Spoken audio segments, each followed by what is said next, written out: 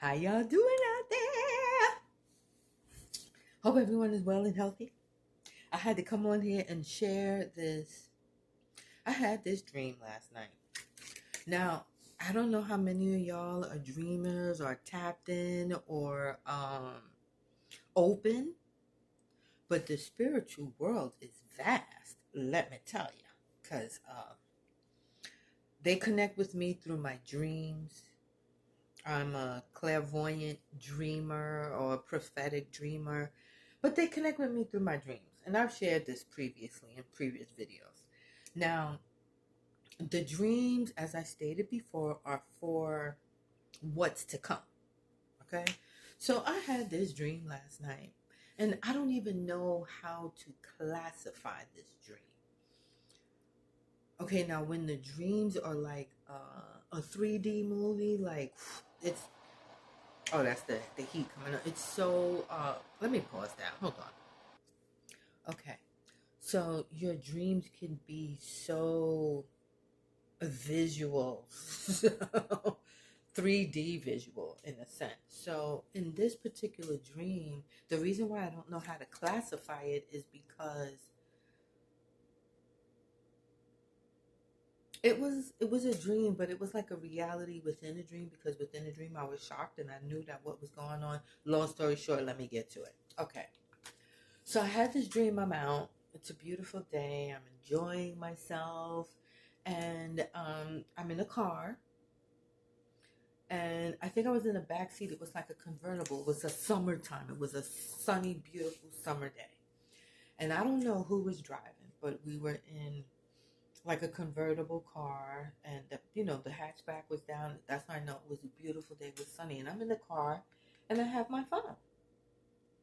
So I remember in the car, I'm going through my phone. I don't know what I saw, but I tapped it. Oh, and as soon as I tapped it, I was back in like the late 60s. I was born in 67. But it was like I was back in the late, I don't know, 68, 64, 65, but it was the late 60s. And it was like, I knew something bugged out just happened, because I'm looking at my phone and I'm looking at the people. I'm dressed totally different than what they had, because remember, I was coming from like this time, 2025 time, and I tapped my phone and I wound up in a whole nother time zone, like a whole nother dimension in the sense. It reminded me of this TV show. I don't know if it still comes on, but it was called La Brea. And either it was NBC or CBS, one of those TV shows, but it was how in the middle of Los Angeles, California, um, they had, it wasn't an earthquake, it was a, what are those things? That's what it's, they had,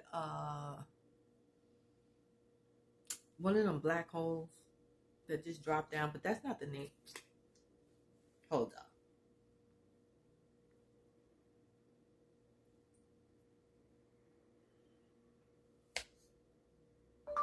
TV show La Brea. Oh, it said canceled. Let me see. About.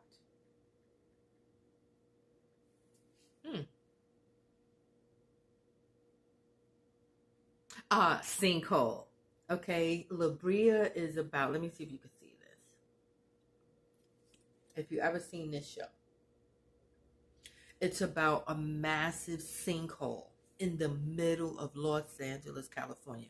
And when this sinkhole erupts or happens, it's taking in like damn near half the city. It is massive. And people are falling down in there. But when they're falling down in there, they're winding up in another time zone. And that's what happened in the dream. I tapped the phone and I was back in the late 60s. And they knew I was different. And the only reason and the only way we could tell each other was different was by the clothes. But I still had my phone. And I remember walking up to some people, and they're looking at me. I'm looking at. I was like, okay. I was like, hey. I was like, yeah. What year is it? Where am I at? I was in New York, but it was like I think she told me. I asked this lady. I was like, what year is it? I think she literally said 1968, and they didn't have cell phones back then. So I'm showing her this cell phone, and I'm saying, this cell phone, I tapped it and I wound up here. Because she was like, where did you come from? I was like, I think I came from my phone. I said, I came from like 2025. This is 1968. 1968. A year after I was born. Yeah, because I was born in 67. And in the dream, I remember going on. I think I was on a train. I got on a train or something like that. And I was just in awe, taking it all in, like those two different kinds of realities where it was like, okay, how did I get here through my phone? So I don't know if that was a message that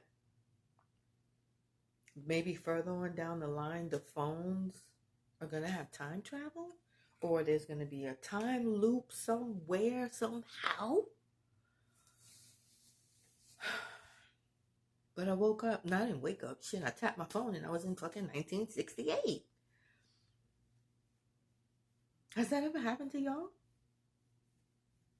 But I knew that wasn't right. That was the thing that got me. It was like, hold up, I know I'm not supposed to be in 1968 right now. So, yeah, I don't know what the spirit world is telling me. I really don't know where I traveled to.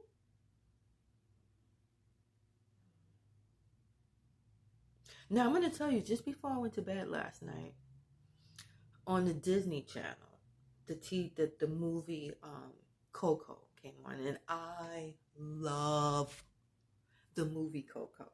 I love the movie Coco. That's why when you see me, my parents' pictures, they're always out.